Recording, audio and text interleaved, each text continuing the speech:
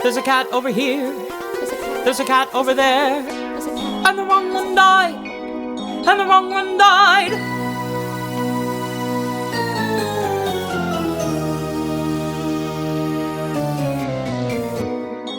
Welcome to The Wrong Cat Died, the podcast breakdown of the catastrophe. I'm your host, Mike Abrams, and today we have a very special guest, and I'm extremely excited for this interview because for months I've been trying to solve two of the most salacious rumors from the Cat's Rumor Mill, and today I think we will find out the true answers. So he starred as Rum Tum Tugger in the 2016 Broadway revival of Cats. Welcome, Tyler Haynes, and thanks for joining us. Thank you for having me. So I'll give us some time before we get into that, but I want to start with your history of Cats. So before you became the infamous Rum Tum Tugger. Rum Tum Tugger. I call him just Tugger. It's such every single name is a mouthful. Yeah, and so the only one I really wanted to keep was I wanted to call Buster Jones Buster for Rhymes the whole time. How inappropriate can I be? As much as you want. Okay, because we called him Butt Stuffer Jones. Okay. So it's going to be that kind of podcast today. I'm excited. I'm just letting you know. I'm excited. So before you took on, what did you have a nickname for Tugger? Oh, it's just Tugger. Just Tugger. It's just Tugger. Yeah. That's enough already. Yep. Yeah. I mean, come on. It says so much. Okay.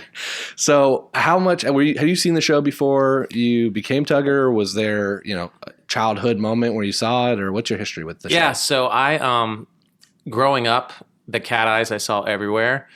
I was very familiar with the song Memory. And then I saw the original Broadway production, not the original cast, but I saw it back in 98. A girl from my high school, Meg Gillantine, was Cassandra. So we were up here on a school trip. I saw it, and I did not love it. But I think it was because it had been built up my whole life. And then I was just like, this is just a big ballet with cats. Then I saw it again a couple years later, hoping that I would enjoy it more and trying to find more in it. And I didn't find much more in it. And then I was cast in the show and then immediately drank the Kool-Aid and fell in love with it. I mean, I got roped in the minute Jillian Lynn, the first 15 minutes, the only 15 minutes she spent with us, we had to roll around each other and grind on each other and get to know each other really quickly. And I was like, this show is for me. Yeah. And then Trevor Nunn just told us the origin, and I was hooked and I loved it. I loved doing it. I love being a part of it.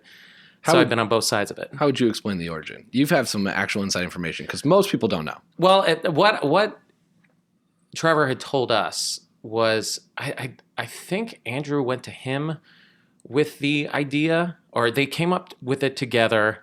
I know that T.S. Eliot's estate said that they signed off on it as long as they stayed true to the poetry and didn't add anything. I know Grisabella was a lost poem that they found. That was too scary for children. Yes. Which is why they didn't put it in the book. And then Memory, the song Memory, he had that, Andrew Lloyd Webber had that in his, he had been writing that for a while and didn't know where to put it and didn't find the right home for it. And so once they found that, then they married the two and thus gave Cats kind of an anti-hero, I guess. Yeah. And then they premiered it, and it became what it is now. Yeah. Yeah. That is okay. That's super interesting. I did not realize that Memory was not written directly for it. It was already written. That's what. If my memory serves me correctly, that's what they told us on day one 3 years ago. What was your direction for your character? Because your character in 2016 is coming off of the rapping street cat version. Yeah. Which was a disaster. It's interesting because when they were auditioning for this revival, everyone thought that they were going to go in that direction, especially once Andy Blankenbuehler signed on, fresh off of Hamilton, and people were like, it's going to be Hamil Cats. And all these rumors of who was going to be playing Rum Tum Tugger. For me, initially, I didn't even audition for the role. I was up for another role. And then in my final callback, they had me, I didn't know the material, so they just had me sing a rock song of my own. And it was basically because of that, my banter with Trevor Nunn that got me the job. And my direction, it was hard because with Cats, like I said, Gillian Lynn was only there the first day for a very short period of time, and then she wasn't there anymore.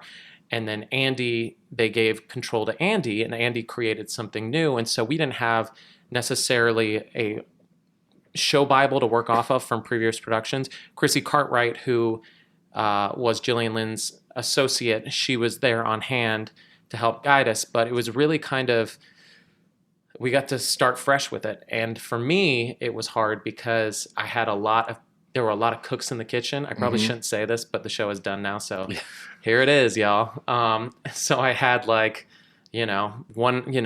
somebody being like, this is who he is. And somebody else being like, no, this is who he is. And I had all these people coming at me with like this idea of who Tugger was. And for me, I didn't grow up on the movie or the show.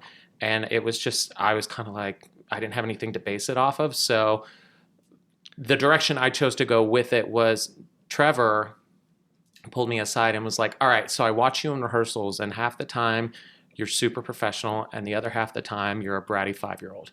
So that's who Tugger is. I want you to go with that. And I was like, okay, I can do that. So I started just making a lot of off-the-wall choices. And you know the term where it's like you throw spaghetti in to see if it sticks? I was just throwing spaghetti the whole run. I just didn't even see if I just didn't wait. I just tried everything. And there were a lot of people that I based, I studied a lot of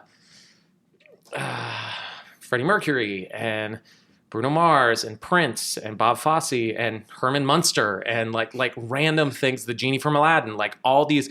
I was just nonstop playing throughout the whole run.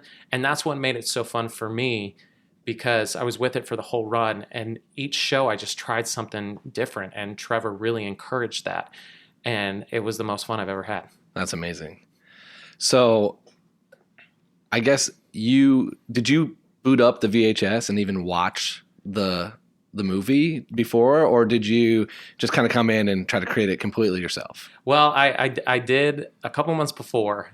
Sarah Jean Ford, who played Or Else Jelly Loram, she's my best friend from college, and when we got cast in the show, I'm just laughing because I just remember when we both found out that we never thought that we'd be in the same show together because we're just very different performers. We're similar actors, but, like I'm a chorus line and she's Christine in Phantom of the Opera. Those worlds don't really combine. Cats unites all. But Cats unites all. So we finally got to do a show together, and we were like, all right, we need to sit down and watch the movie. And within the first 10 minutes, I was like, can we stop now? And she was like, no, we have to watch it. Because I was like, I don't know if I can sit through this. And I have to say, I'm being honest about this because I love this show now. But at that point, I was just like, oh, man. And so we sat through the whole thing. We watched the whole thing. You endured it, basically. We endured it. Yeah. And then okay. that was the last time I ever watched it. I thought I would watch it again after the show was done, but I just haven't, and I probably won't, because I like the version of Cats that I was in, and I didn't. A lot of people a lot of actors will look to that as a source for as their Bible, and for me, I just tried to stay away from it because John Partridge, who was Rum Tum Tugger in that, did a great job. I just kind of wanted to create my own thing, and so that's why I tend to veer away from the movie. Absolutely. I watched it one sitting as well. I've seen it one time. All right. I have watched a lot of the YouTube clips because that's what it comes from. But the first time I saw it and I saw Mr. Mistopheles shooting lightning bolts out of his hands, I was like, why can't we have that in the theater? Yeah, right. That was, high effects for the 90s. That was high budget. Come on. So I want to talk about your song. Okay, let's do it. How many furries do you think you created? Me, with your Tyler song? Haynes. Yes. I don't think I created any. None? But I think Tugger definitely did. That was the funny thing about what we realized with this show, and this show is such a phenomenon that the audiences that we had they just had so many different walks of life, and there were different demographics for each character. And I know for me, the thing that I enjoyed the most. And I was never taking it as like, oh, me, Tyler, like I'm making them feel this way. It was the character, because oftentimes I would come out the stage door and people would be disappointed that I wasn't in like leather and chains and whatever. I'd come out in like glasses and be a big old letdown. But whatever, thus is life. But there was, I got a lot of older females, and then I got a lot of like really, this was surprising, like butch jocks. Like that were dads that were like weirdly turned on by my character. So They wanted to be your character. sure. Be in, whatever. There you go. Told you. So your song, and I think hopefully people have listened to the episode I talked about, but your song is overly sexual. Yeah. And so in the movie, and this is what I was basing off of, because I did see your performance, but I was so lost the first time I saw it. I was trying to figure out, I had no context of what it was. I didn't know. I just had free tickets on a preview. Cool. And so I remember when yours came out, I was like, oh, this is fun. This is a fun song. But in the movie, there is a lot of crotch thrusts, and there's a few situations where it looks like it's about to hit a female cat in the face. Sure. Did you ever experience that in rehearsal? Yeah. Yeah. Are you kidding? Come on. All the time? Not all the time. It was, like I said, Andy Blankenbuehler reworked that number, and so we didn't do that number. We did not stay true to Jillian Lynn's choreography. And Tyler, me, I am a fan of just a pelvic thrust. And so, like, if Andy didn't put it in the show, I would make sure it was in there. And also, I had, my partner for majority of the show was Christine Cornish-Smith, who you interviewed, who was Bob Ballerina, so you put the two of us together and it's trouble, because we are both our senses of humor tend to lean a little more provocative. And so there was, yes, a lot of pelvic thrusts into probably her head, which was what it was. I was going to say, keep going. I mean, if she was here, she could comment on it, but if she didn't already, I don't know. It was fun. I mean, and I'm going to keep talking about Tugger, like because he is his own thing. And for me, he was his own thing, if that makes any sense. And I loved playing him because there was so much freedom, and he's fearless, and I just learned a lot. But especially once you put that costume on and with that song, and just his entrance alone is just so, you just feel like a freaking rock star. And then being on that stage and having people scream for you, and like, how could you not just gyrate on some cat's nose? Like, because they're right there and they're wanting it. So you know what? There it was. That's amazing. If you have to edit any of this out. No, nothing gets edited. Nothing gets edited. So I do think your character does have an interesting potential family tree when you think about it from that perspective. How would you interpret that? Well, I had my own interpretation of backstories with each with different characters in the show. And for me, I want to hear all of those. Okay, so they had told us on day one that Monkey Strap, and Tugger were brothers and were Deuteronomy's sons. Yep. And Monk was the chosen prince, and Tugger was the rebel. And so I'm not a big Game of Thrones fan. Andy Huntington Jones was like, oh, we're like Jon Snow and the other guy. I don't know what that reference was, but I really went with the whole Prince William, Prince Harry thing. Okay. So that's kind of, I was like, all right. And Andy and I love him. He was great in the show. He's a great guy. But we kind of turned into our characters during rehearsals and previews. He's a little more diligent and consistent, and I'm just kind of can be a hurricane in rehearsals as far as just trying whatever and trying to get a reaction, and we really created a special relationship.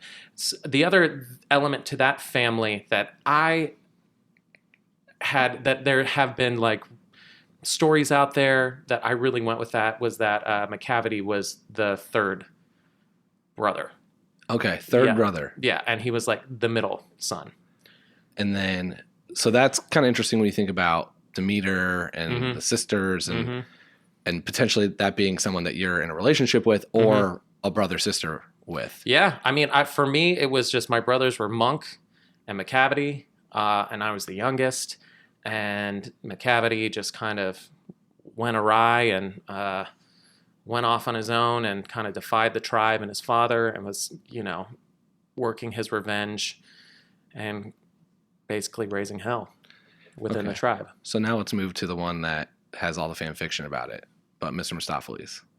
What was your backstory? Okay. Well, I mean, it's interesting because there's a lot of backstories written out there for you. There is. And coincidentally, Ricky Ubeda, who was the original Mistopheles in our production, we were buddies. We did On the Town on Broadway together, and we decorated our room and all that, the artwork, the erotic cat artwork. Yeah, oh yeah. So we called it Tugopheles. That was our name for it. Because I didn't, until I heard your podcast saying Tugstopheles, I was like, I always thought it was Tugopheles, or that's what we called it.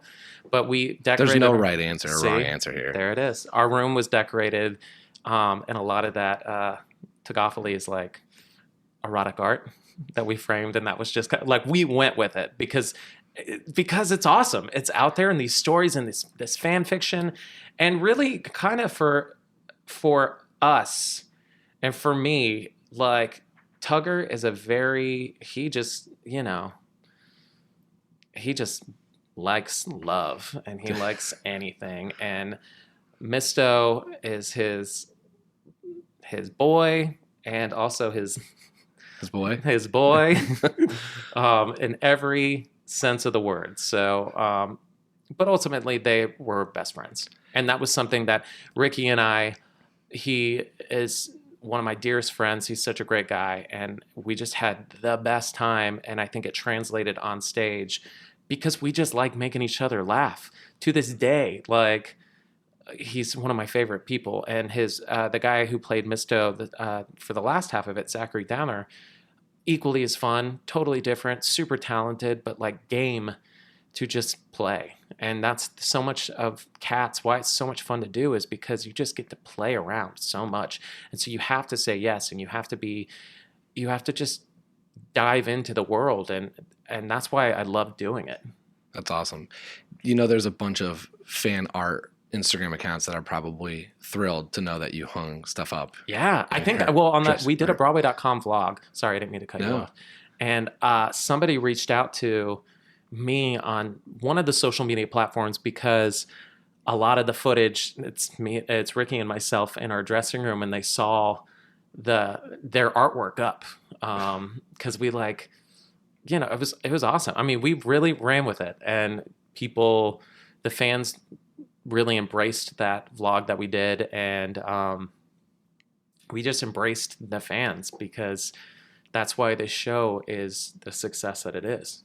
So I've got one more family tree question before we get into the two rumors that I need you to debunk for the world. Do you think Grisabella is your mom, or what is the relationship in that? Well, for me, I didn't go in that direction with Grisabella. Okay. I went in the direction that.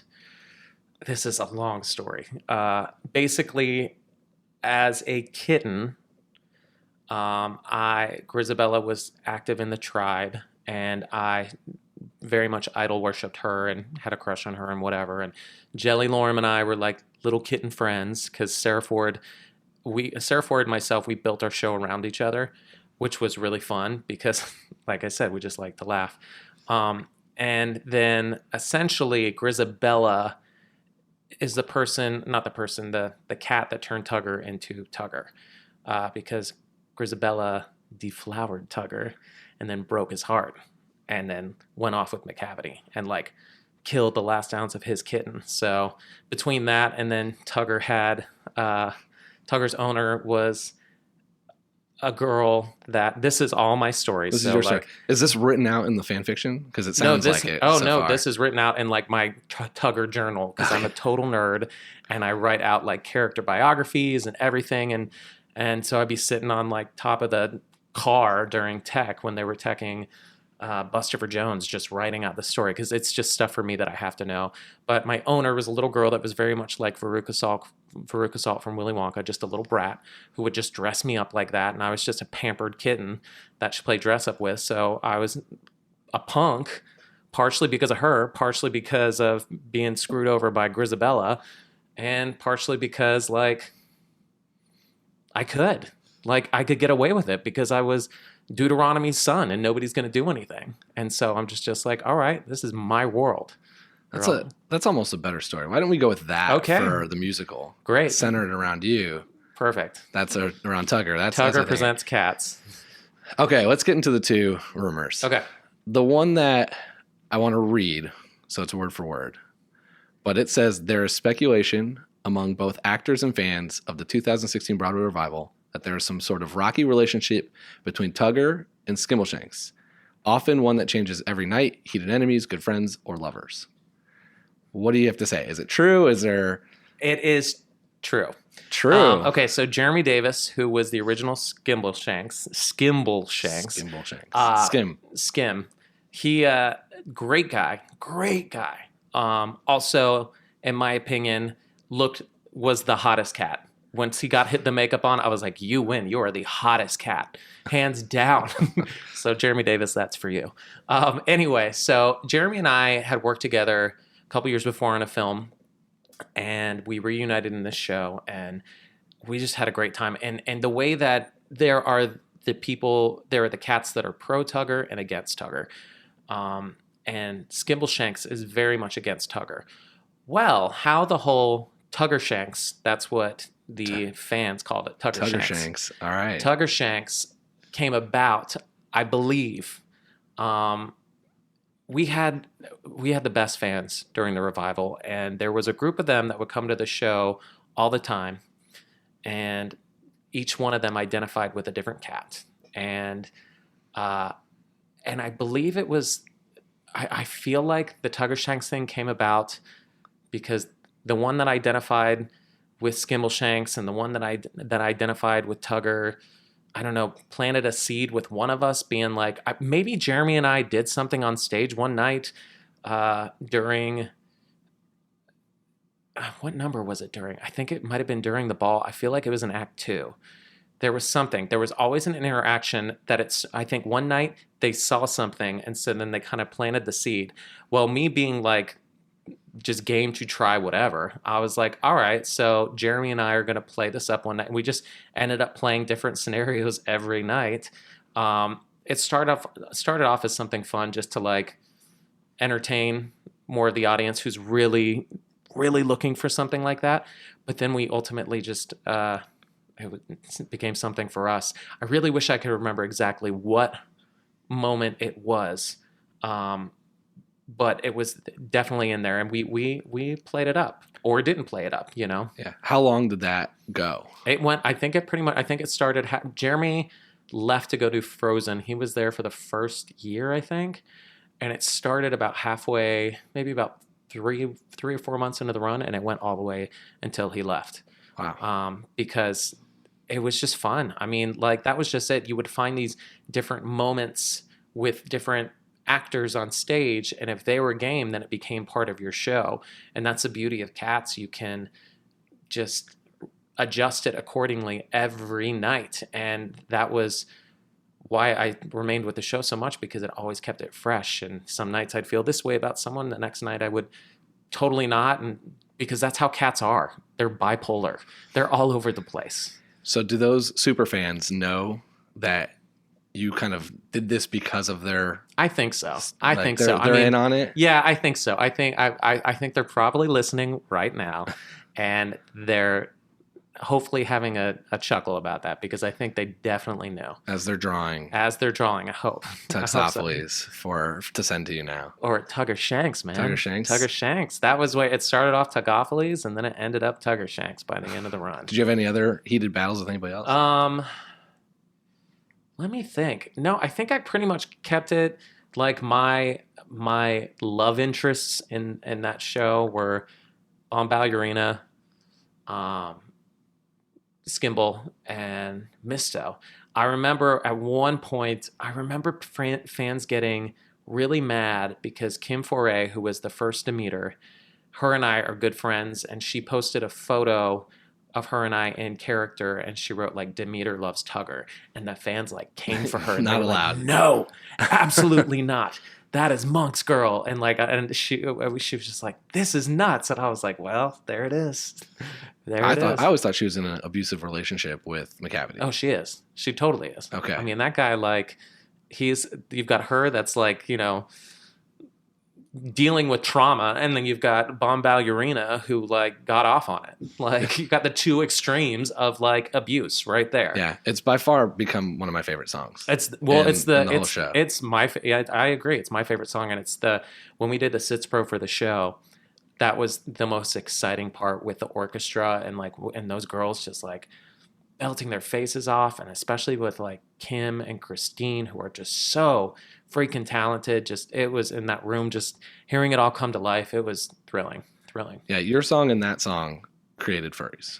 There are multiple people who are now furries because of watching those two songs. Great. I will take credit for both. Yeah. So not the furry, but different segue here. Too late. I already took credit. It's all mine. With McCavity being a great song, who would you say, if you weren't Tugger, would you either want to play, or who is your favorite cat and then least favorite cat? Not actors, just characters, stories. It's interesting. I don't know who I would. I think if I ever revisited this show, the only cat that I would want to play is Gus. I love Gus. I remember Christopher Gurr, who just gave a master class every night. Him and Sarah Jean Ford and Sarah Jane Shanks, who came in after Sarah Ford left. It was just such a beautiful moment. I remember the first time that Sarah Ford and Gurr did it was like the last number that they blocked during rehearsals. And then we were in New 42, and I'm sitting on top of the wood oven because they had a mock set. And they did the song for the first time, and literally, like, you look around the room, and we're all like perched as cats, like just like crying. And Andy Blankenbuehler's looking at us like what the hell is this? Because it was just so beautiful, and it was just the two of them were just magic together. And so was Sarah Jane with Gurr, but Gus is my favorite. Can I cut you off real quick? Because I think it's a weird choice to make that the first thing like out of intermission. Yeah. Because it's such a powerful, emotional song, and it's like people coming back from getting candy. Yeah. I think that, I mean, I don't know where else it would go necessarily in the show, unless, because it's like you have to end Act 1 with the ball, and then you have the intermission where you've got Deuteronomy on stage being mobbed by the audience. Selfies everywhere. Yeah, which was just nuts. And up in our warm-up space, they had a TV which was doing a live feed, so we would watch it, and it looked like just a zombie apocalypse, like crawling up all over him. It was crazy. And then right after that, he scolds us, Deuteronomy, in the moments of happiness, because it's just like, you are bad kittens for treating Grisabella like that. And then it goes into Gus, so it's kind of like, it's a slow burn, I guess, but it just seems like that would be the only place, because there are like 2 ballads in the show, and that's it. I think you're overvaluing how much thought went into the order of the story. There's not a lot of story here. I know, but see, that's my job as an actor, to like thread a through line. And for me, like, that whole show, it was full. Like, I had every moment of like, you might not have known, but for me, I went on a ride every night. So let's talk about the movie. Okay. Either the first version or the updated one, whichever one. Yeah. Did you see it? I saw the updated one the day after Christmas, and I was really, really excited to see it, because I know when the first trailer came out, and there was this huge uproar about it, and my take on it was, it's exactly what I thought it would be. It's a weird show, so it's going to be a weird movie. And they already filmed the Broadway production back in '98 for PBS. So if they weren't going to switch it up, then why do it? And they did. They switched it up. It's not the Broadway show. And there were some choices in it that I really, really liked. I thought the dancing was great. I would have liked to have seen more of the dancing, but I had a lot of friends in it, and I thought what they were doing was great. And I know how hard they all worked on that movie, because I know how hard we worked on the show. And the thing that was weird for us, bringing it back to our revival, was it was such a hard show to do, And I feel like a lot of people just like had so many negative feelings towards the show and towards us because they just don't like the show Cats. And so they were just wanting it to fail. Not everybody, but it's just something, it's a stigma that's attached to the show. You either love it or you hate it. It's very polarizing. So I think with the film, like it had everything going against it before a trailer was even released. Mm-hmm. People were wanting to watch it fail before they saw anything. So the minute that the trailer came out, and it's a weird movie, it's exactly what I thought it would be. And then people were just wanting it to fail. And is it a perfect film? No, but it has a lot of really great things about it. And I'm glad that they that there is a different take on the show, because there needed to be a different take with it, because they already filmed the Broadway show. Yeah. And so they tried some new things, and some of them worked and some of them didn't work as well as I'm sure they hoped. But like, I had a good time. And like, I thought the cast, they did a good job. Yeah. So we went into a lot of detail the day after the show. I saw it with Alan Seals from the Theater Podcast with Alan Seals. And love that show. Great show. And so I covered a lot of this. I think the stuff that, like, I agree with you. I thought the dancing was phenomenal. I thought it was really weirdly cut to not make you able to see a lot of it, especially with the talent that they had doing those numbers. The only things that like really still bother me looking back multiple weeks later is what they did with Mr. Mistopheles. I did not like that character being kind of nerdy and quiet and unsure of himself. Like, it's such a confident character normally. I wasn't a big fan of that decision. And the ending just blew my mind when Judi Dench just speaks to you over and over and over again. Yeah, I could see that. Those are the only two things. Like, I thought the acting was great. I thought there were numbers that were really, really well done. I think it's, like you said, very overblown because a lot of people are rooting for it to fail. And then it's kind of a running joke now of like, it's an easy punchline for a lot of things. Of course. And that's where that's just what Cats is, unfortunately. I mean, but the thing is, like, it's definitely, and there are things, my favorite part of the movie, I will say, this is going back on the Tugger Shanks thing, was Skimbleshanks. I thought that number, and I thought that actor, I loved it. I was like, I feel like they took Misto's dancing away from Misto and then gave it to Skimbleshanks. Yeah. Like, they gave him, like, the dance number, because Misto, in the movie, not trying to like spoil anything, but like isn't the dancer. It's been around for 40 years. Yeah. You can't spoil it. Well, that's true. I mean, just singing and dancing cats. That's all it is. But not in the movie with Misto, at least. They made him not the dancer that he is in the show, and so they just kind of switched it over to Skimbleshanks, and he got that moment. Okay, so I'm not gonna let you off the hook. I still want to hear your least favorite cat, and then I do have another rumor still. Okay, let's keep going with the rumors. Least favorite cat. And it's not anything with the actors. Like I said, I liked the actors. But I think my least favorite cat was probably Syllabub. Okay. Yeah. But I just always, I think it was just more, I don't know. For some reason, I found that character, I just didn't really, I don't know. I would just pick Syllabub. No one said Peter, and that's the answer. But here's the thing that's fascinating to me, because you have this disdain for Peter, but just because they named him Peter. But what about Victor or Bill Bailey? I don't know. Something about Peter. But Peter, it's something like, about just Peter being in the naming of the cats, because it's not. They're not the rest of them. Like, Victor's not even. It's Peter. It's a saint. Okay, I was going more with like male genitalia, but like St. Peter, there you go. I was just thinking it's like it is one of the most common names, not in a bad way, but it's just a very common traditional name in a show that has very few other of those. Fair enough.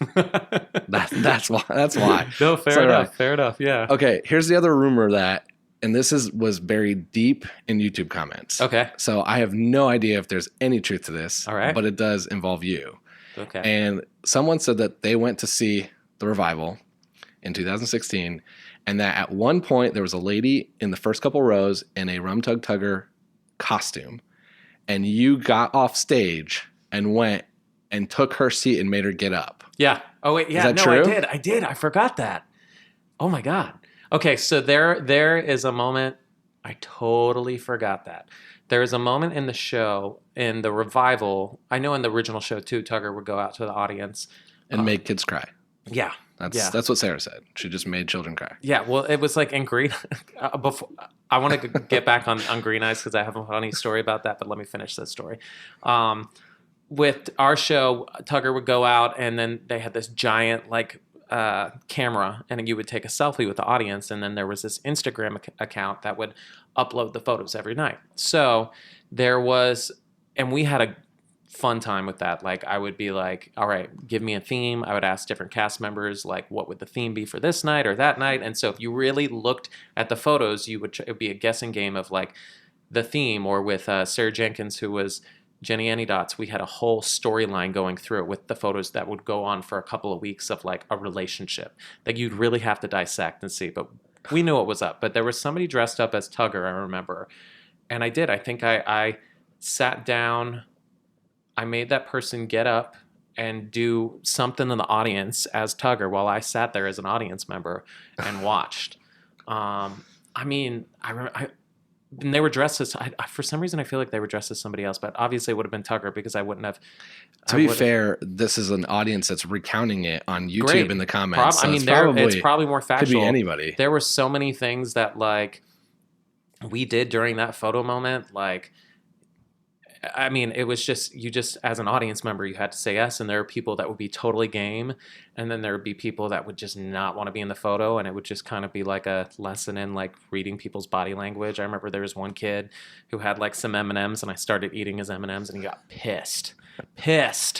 Why you don't bring children to the show. Yeah. But see, the thing was, and this is the other story I want to talk about. In Green Eyes at the top of the show, which I find terrifying. I think Green Eyes is so scary. And I loved it because I would love to scare people, as would Sarah. And we would just creep up behind people in the pitch black and then flash the green eyes in their face and they'd freak out. And it was always the adults that got more scared than the children. The adults were more terrified than the kids were. But I remember one time, and God got me because I loved scaring people. And one time during Green Eyes, I went down and I scared this little girl and she punched me in the face. Like her like in her reflexes were just like she punched me in the face. And Jennifer Rogers, our stage manager, because on the monitor you could see out into the audience. It was in like night vision, and she saw it and was laughing because like it was bound to happen over a year and a half. Because I just like scared people. That little girl clocked me, and it was hilarious. That's amazing. Yeah, it was fun. So I do have one final question. Before that, though, I want to know, what are you working on currently? Where can we see you? Right now, I am just I just finished choreographing Kristen Chenoweth's most recent Broadway show, and now I am back to the grind of being an actor. I've got a couple of concert gigs coming up, all this blah, blah, blah, boring stuff. But yeah, a couple things in the works. But at this current moment, I am talking to you. Amazing. Okay, my final question, and you know it's coming.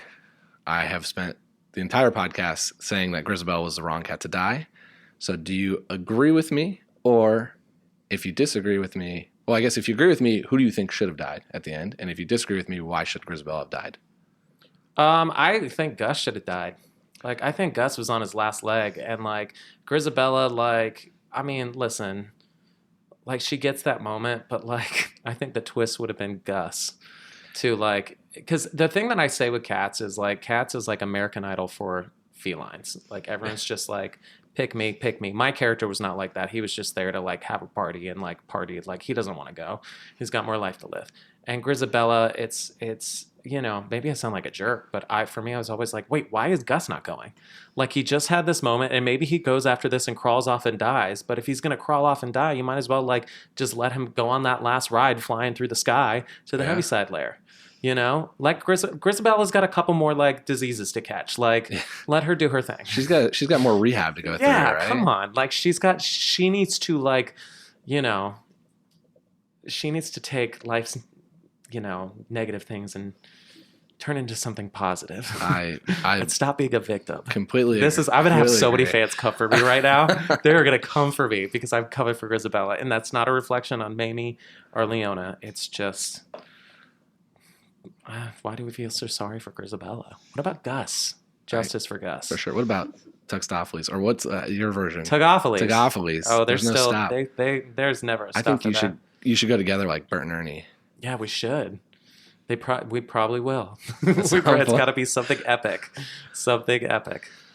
Well, thank you so much for being here. Thank you for having me. This How was can fun. we find you on social media so everyone can comment and send you that hate mail or some new fan erotic art. fan art? New fan art. Come on, Tugger Shanks. I'm at the Tyler Haynes. Amazing. Well, thanks for listening to this bonus episode with Tyler Haynes on The Wrong Cat Died, the podcast breakdown of the catastrophe. To follow along, you can subscribe on Apple Podcasts, Spotify, Stitcher, or anywhere else you listen to podcasts. Follow us on Twitter and Instagram at The Wrong Cat Died, or check out our website, thewrongcatdied.com.